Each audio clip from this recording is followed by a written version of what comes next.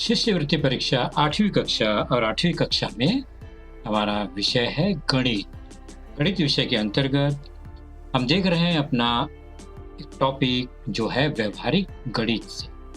तो घटक छठा व्यवहारिक गणित, जिसके अंतर्गत आज का जो मुद्दा होगा वह है 6.3 लाभ हानि, प्रॉफिट एंड लॉस, नफा नुकसान, फायदा नुकसान इत्यादि इसके अर्थ हैं।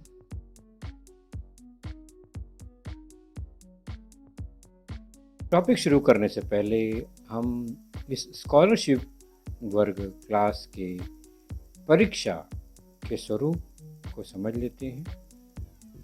तो परीक्षा का स्वरूप कुछ इस तरह से होता है। शिष्यवृत्ति परीक्षा, स्कॉलरशिप की परीक्षा में 2 पेपर होते हैं, 2 प्रश्न पत्र होते हैं, जैसा कि स्क्रीन पर आप देख ही रहे हैं। प्रश्न पत्र पहला, पेपर 1, प्रथम भाषा, फर्स्ट लैंग्वेज, जो कि गणित के साथ जुड़ा होता है, अर्थात 2 भागों में प्रत्येक प्रश्न होता है। पहला पेपर भाषा और गणित विभाग मिलाकर होता है। दूसरा प्रश्न पत्र तृतीय भाषा, थर्ड लैंग्वेज और बुद्धिमत्ता, इंटेलिजेंस पर आधारित यह कुछ प्रश्न होते हैं इसमें। तो यह भी 2 भागों में बटा है, अर्थात 2 प्रश्न पत्र 4 भागों में बटे होते हैं। तो कुल मिलाकर 2 पेपर होते हैं। हमारा जो विषय है, ये वीडियो है, वह पहले पेपर में जो गणित विभाग है उस पर आधारित है। तो पहले पेपर में और दूसरे पेपर में इसी तरह प्रश्न संख्या होगी। 25 प्रश्न पहले विभाग में, जो कि लैंग्वेज भाषा पर आधारित है, और दूसरा विभाग गणित या बुद्धिमत्ता होगा तो वह 50 प्रश्न होते हैं। उसमें कुल मिलाकर 75 प्रश्न होते हैं और प्रत्येक प्रश्न के लिए 2 अंक निर्धारित किए गए हैं। इसका मतलब हुआ कि 25 प्रश्न जो लैंग्वेज पर है, भाषा पर है, वह 50 अंकों का होगा, और जो दूसरा विभाग गणित अथवा बुद्धिमत्ता होगा तो उसमें 50 प्रश्न के लिए 100 अंक निर्धारित होंगे। कुल मिलाकर 75 प्रश्न, 75 क्वेश्चंस पर 150 अंक निर्धारित किए गए हैं, और दोनों प्रश्न पत्र को हल करने के लिए समय 90 मिनट का, 1.5 घंटे का मिलता है। अलग अलग 2 पेपर होते हैं। पहला पेपर पर हम चर्चा करेंगे। पहले पेपर में भी हम गणित विभाग पर ही चर्चा करेंगे। तो गणित विभाग में भी जैसा कि हमने देखा 50 प्रश्न 100 अंकों के लिए होते हैं। हर प्रश्न के उत्तर के लिए 4 पर्याय दिए गए होते हैं, और कक्षा 8वीं जो है, इस कक्षा में अधिकतम 20% प्रश्न ऐसे होंगे जिसके 2 हल होंगे, और प्रश्न में वह लिखा गया होगा कि 2 विकल्प चुनिए, 2 पर्याय चुनिए, तो हमें दोनों पर्याय चुनना होगा। 20% प्रश्न का मतलब हो गया कि 10 प्रश्न गणित में, 5 प्रश्न भाषा में हो सकते हैं। तो सही पर्याय चुनते समय दोनों पर्याय को चुनना बहुत आवश्यक है। एक पर्याय चुनने पर वह उत्तर गलत माना जाएगा। कैसे चुनना है? उत्तर पत्रिका कुछ इस तरह से होती है। प्रश्न क्रमांक लिखे गए होंगे 1 से 75 तक। उसके सामने 4 ऑप्शन होते हैं। उनमें से हमें जो पर्याय सही होगा उसी को चुनना है, उसी को भरना है। मान लीजिए पहले प्रश्न का पहला और तीसरा पर्याय सही है, तो पहले और तीसरे को हम ब्लू अथवा ब्लैक पेन से उसको डार्क कर देंगे। उस वृत्त के, सर्कल के बाहर इंक न जाने पाए, ध्यान रखेंगे। उसी प्रकार चौथा सही है अगर दूसरे प्रश्न का, तो चौथा को ही चुनेंगे, एक ही चुनेंगे। 5वें में अगर 2 पर्याय सही है तो दोनों चुनना है, दूसरा और चौथा अगर सही है तो। और यदि दूसरा तीसरा सही है 8वें प्रश्न में, तो हम दूसरे और तीसरे को ही चुनेंगे। अन्य पर्याय पर किसी भी प्रकार का इंक या स्याही नहीं लगाएंगे। तो ब्लू और ब्लैक, ये 2 इंक को चुनना है, 2 ही पेन से लिखना है हमें। एक बार में एक ही पेन का उपयोग करें। पूरे पेपर में। ऐसा नहीं कि कुछ प्रश्न ब्लू से कुछ प्रश्न ब्लैक से, ऐसे हल नहीं करने हैं।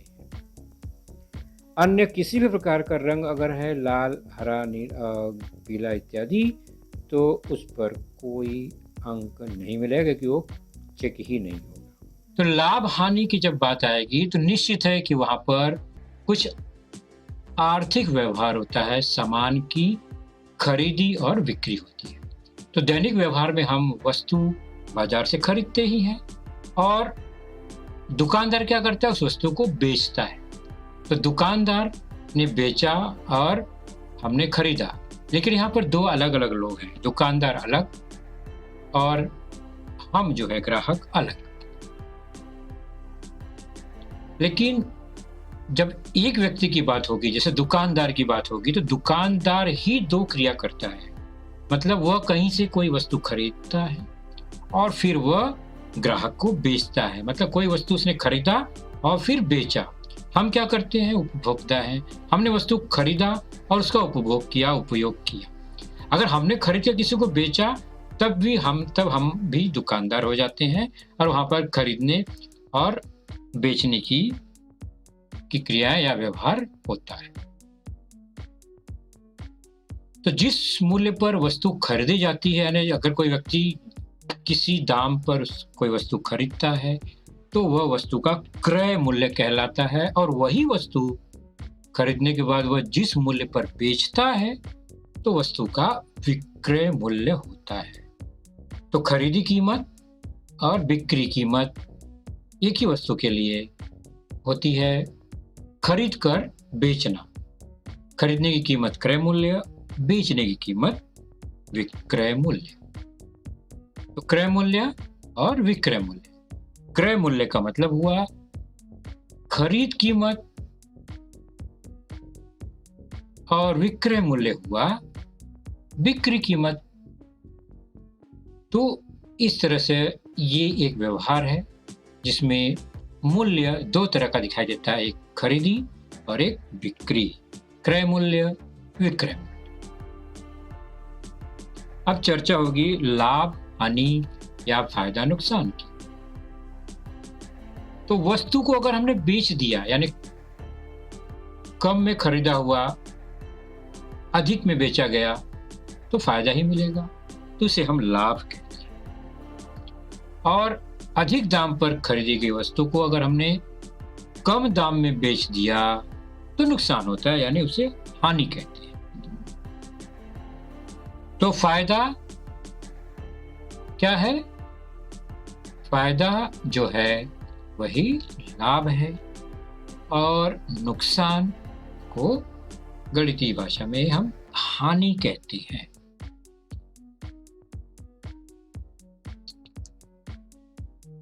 तो कुछ शब्द क्या मिले हमें? क्रय मूल्य मिले, जितने पर वस्तु को खरीदा जाता है। विक्रय मूल्य, जिस दाम पर वस्तु को बेचा गया। अगर लाभ लेकर बेचा गया, फायदा लेकर बेचा गया तो उसे लाभ कहते हैं, और अगर नुकसान सहकर बेचा गया तो हानि कहते हैं। एक छोटा सा सिंपल सा व्यवहार उदाहरण देखते हैं, आप आसानी से समझ पाएंगे इन चारों शब्दों को, क्रय मूल्य, विक्रय मूल्य, लाभ और हानि। राजू ने एक पेन 20 रुपए में खरीदी, बाद में उसने वही पेन 15 रुपए में बेच दी। तो जिस पेन को 20 रुपए में खरीदा उसी को 15 रुपए में बेच दिया। अब इस जानकारी के आधार पर पेन का क्रय मूल्य क्या है? क्रय मूल्य मतलब जिसमें दाम में खरीदा गया। यहाँ पर क्रय मूल्य क्या होगा? और फिर पेन का विक्रय मूल्य क्या है? किस दाम पर पेन को बेचा गया। तो क्रय मूल्य 20 रुपया, विक्रय मूल्य 15 रुपये। तो 15 रुपये में बेचा गया 20 रुपए के पेन को, मतलब कम दाम में बेचा गया है, तो हानि होती है, नुकसान होता है, बराबर। तो ये सिंपल सी बात है कि हम अगर कोई चीज कम दाम में बेच देंगे तो हमारा नुकसान होता है, हानि होती है। ठीक, दूसरा उदाहरण लेते हैं। सीमा ने एक पुस्तक 20 रुपए में खरीदी, बाद में उसने वही पुस्तक 25 रुपए में बेच दी। तो यहाँ सीमा जो है राजू से ज्यादा समझदार लग रही है, क्योंकि सीमा ने जो पुस्तक खरीदी, क्रय मूल्य उसका 20 रुपया और उसका विक्रय मूल्य कितना हुआ? तो क्रय मूल्य 20 रुपया और बेचा कितने में? 25 रुपए में। ज्यादा दाम में बेचा, मतलब सीमा को फायदा हुआ, लाभ हुआ। तो लाभ, हानि, क्रय मूल्य, विक्रय मूल्य, ये आपने अभी देखा। तो विक्रय मूल्य अधिक होगा तो निश्चित है लाभ होता है, इसलिए लाभ निकालने के लिए जो अधिक है विक्रय मूल्य में से क्रय मूल्य को घटा देते हैं। तो सेलिंग प्राइस में से कॉस्ट प्राइस को निकाल दिया तो हो गया प्रॉफिट, लाभ। और क्रय मूल्य अगर ज्यादा है यानी खरीदी कीमत ज्यादा है तो निश्चित है कि नुकसान होगा, हानि होगी। तो यहाँ पर क्रय मूल्य ज्यादा है तो क्रय मूल्य में से ही विक्रय मूल्य को घटा देंगे, तो जो भी आएगा वो नुकसान या हानि होती है। यही लाभ और हानि अगर हर 100 रुपए पर निकाला जाए, प्रत्येक 100 रुपए पर निकाला गया या 100 पर कितना लाभ या हानि हुआ, उसी को हम प्रतिशत लाभ या प्रतिशत हानि कहते हैं। तो प्रतिशत लाभ और प्रतिशत हानि का संबंध भी क्रय मूल्य, विक्रय मूल्य और लाभ से होता है। कैसे होता है वही देखेंगे। तो नया टर्म प्रतिशत लाभ पर चर्चा करेंगे, प्रतिशत हानि भी बिल्कुल वैसे ही होगी। तो यहाँ पर प्रतिशत लाभ और लाभ दो शब्द हैं।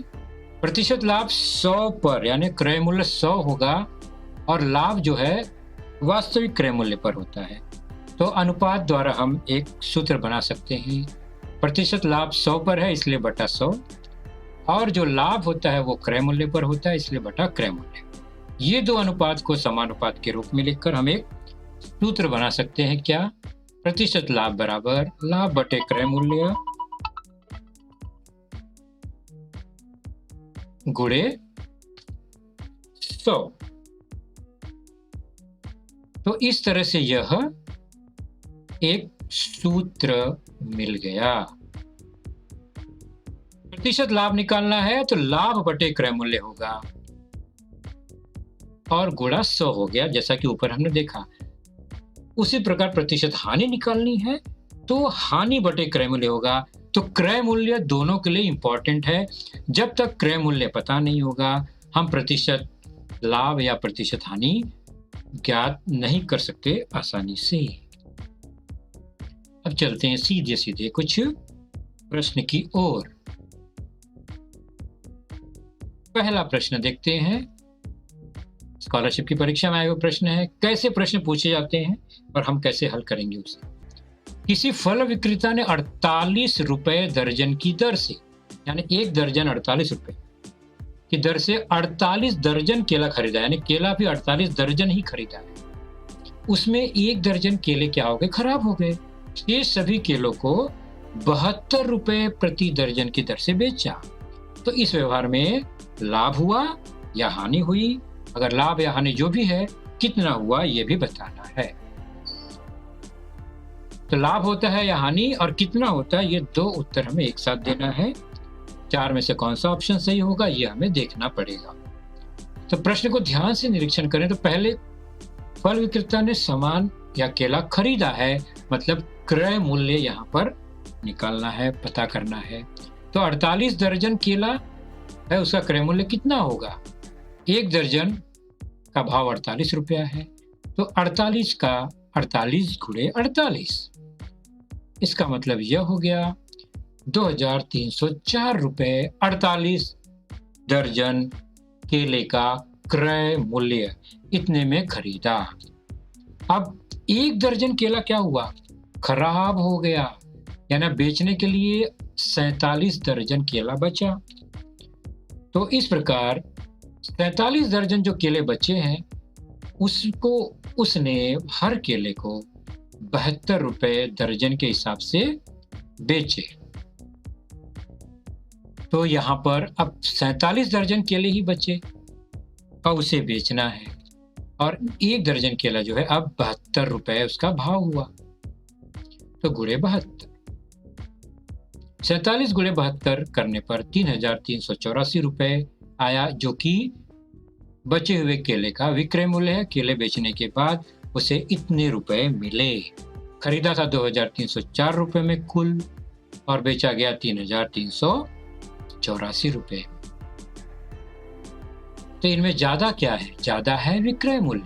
इसका मतलब लाभ होगा। तो एक उत्तर मिला कि लाभ होगा। और लाभ निकालने के लिए जो ज्यादा है विक्रय मूल्य, उसमें से ही क्रय मूल्य को घटा देते। तो अब विक्रय मूल्य 3384 है, उसमें से हमने 2304 घटा दिया। कितना आया मान? घटाने पर जो भी आएगा, यहाँ पर 1080 रुपए आ रहा है। तो इसका मतलब लाभ जो होगा वो 1080 रुपए हुआ। तो इस प्रश्न में लाभ हुआ वो भी 1080 रुपए। दूसरा ऑप्शन सही है, तो दूसरे को हम चुनेंगे। तो यह रहा दूसरा ऑप्शन। तो पहला उदाहरण हो गया। चलते हैं दूसरे उदाहरण की ओर। यहाँ पर प्रश्न को ध्यान से देखने पर हमें क्या पता चल रहा है कि सुरेश द्वारा किसी वस्तु को 1962 रुपए में बेचा गया है, यानी वो बेचता है 1962 रुपए और 9% लाभ हुआ है। तो वस्तु का क्रय मूल्य निकालना है। मैंने पहले ही बताया क्रय मूल्य निकालने के लिए प्रतिशत लाभ के लिए क्रय मूल्य इंपॉर्टेंट है। यहाँ क्रय मूल्य ही पता करना है। तो कैसे हल करेंगे ऐसे प्रश्नों को? जहां पर क्रय मूल्य अगर पूछा जाता है, वहां पर सारणी द्वारा, तुलनात्मक अध्ययन द्वारा ही हम लाभ या हानि या क्रय मूल्य निकालते हैं। विक्रय मूल्य दिया गया है तो यहाँ पर बेचने पर मिला है, लाभ हुआ है और क्रय मूल्य पूछा गया। तो हम सारणी बनाएंगे, क्रय मूल्य, उसके बाद लाभ और फिर विक्रय मूल्य कितना। प्रश्न के हिसाब से क्रय मूल्य निकालना है, हम उसको मान लेते हैं x है और विक्रय मूल्य दिया गया है 1962। तो क्रय मूल्य पता नहीं है, विक्रय मूल्य दिया गया है। ऐसे प्रश्नों को हमेशा सारणी द्वारा हल करते हैं। अब जो लाभ है वो 9% है। प्रतिशत का मतलब 100 पर 9। क्रय मूल्य 100 है, तभी ये 9% हुआ। इसका मतलब 9% लाभ पर क्रय मूल्य 100 होगा। ये दो जानकारी एक ही में छिपी हुई है। 9% एक आंकड़ा दिखता है, लेकिन उसमें 9 है और पर 100% अर्थात 100 भी है। 100 पर 9, तो क्रय मूल्य 100, लाभ 9। अब देखते हैं, तो क्रय मूल्य 100 और लाभ 9 है, तो कितने में बेचा जाएगा? क्रय मूल्य पता है, लाभ पता है, तो विक्रय मूल्य कितना होगा? 109 रुपया। 100 की चीज को 109 में बेचा गया, तभी तो 9 लाभ हुआ ना। तो ये जानकारी पूरी हुई हमारी। अब यहाँ पर हम उस कॉलम को लेंगे जहाँ पर हमारा दोनों जानकारी दिया गया है और एक जानकारी पूछा गया है, मतलब क्रय मूल्य और विक्रय मूल्य का अनुपात, जो कि समानुपात में ही होता है हमेशा। तो समानुपात में रख लेंगे और एक समीकरण बना लेंगे। x बराबर क्या आएगा? तो 1962 बटा 9 गुणे 100, 100 पक्षांतर हो गया। सरल रूप देंगे 109 से 1962 18 बार कटेगा, 18 गुणे 100 बच गया, वो हो गया 1800 रुपये x का मान, मतलब क्रय मूल्य। और जो कि ऑप्शन में चौथा है, क्रय मूल्य 1800 रुपये। तो हमारा उत्तर भी चौथा ही होगा। तो यहाँ पर क्रय मूल्य ज्ञात करना था, इसलिए हमें यह सारणी या तुलनात्मक अध्ययन या औसत नहीं, समानुपात का उपयोग करना है। अगला उदाहरण देखते हैं। तीसरा, यह भी स्कॉलरशिप की परीक्षा में आया हुआ प्रश्न है।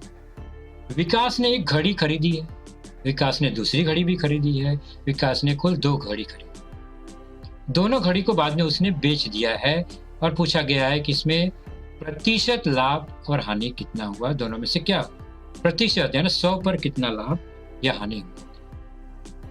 यह ऑप्शन है। प्रतिशत लाभ हानि के लिए पहले लाभ और हानि एक्चुअल पता करना है। तो विकास ने जो घड़ी है, 2 घड़ी कितने में खरीदी? तो दोनों घड़ी का दाम कितना होगा? तो 6540 और 3460, ये 2 घड़ी है। और बाद में 10,900 में बेच दिया। तब पता करना है प्रतिशत लाभ या हानि हुआ। तो शुरुआत है, दोनों घड़ी कितने में खरीदा? तो एक घड़ी 6,540, दूसरी घड़ी 3,460, दोनों घड़ी का दाम कुल मिलाकर 10,000 रुपये हुआ। तो ये क्रय मूल्य हुआ घड़ी का। विक्रय मूल्य, दोनों घड़ी कितने में बेचा गया? तो 10,900 में उसने बेच दिया, 10,900 रुपये में। और दोनों को ध्यान से देखें, क्रय और विक्रय को, तो हमें दिखाई दे रहा है क्या?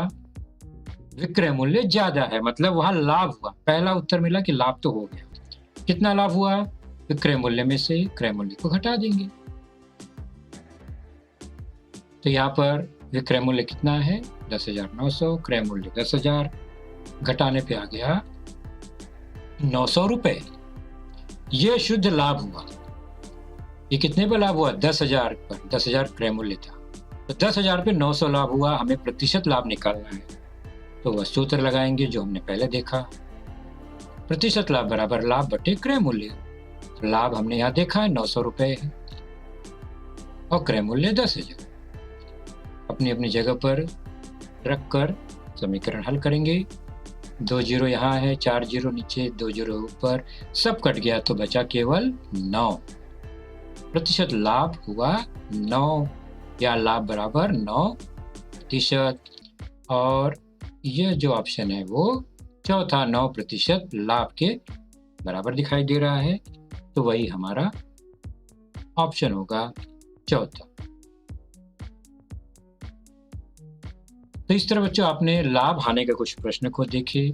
अगला घटक भी हमारा व्यवहारिक गणित से ही होगा, जिसका टॉपिक होगा छूट, कमीशन या दलाली क्या होता है, उस पर आधारित प्रश्न होंगे।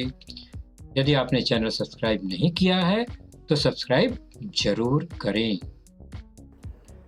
तो बच्चों आपने देखा आज का लेसन, उसके प्रमुख मुद्दों को ध्यान से बार बार दोबारा देखकर समझने का प्रयास कीजिए, क्योंकि एक बार देखने पर किसी को भी वो पूरा मुद्दा समझ में नहीं आता। तो जैसे ही हम 2 बार 3 बार देखेंगे तो हमें वह समझ में आने लगेगा। और इसके आगे की जानकारी जो होगी बच्चों, वह निश्चित ही हमारे अगले वीडियो में होगी।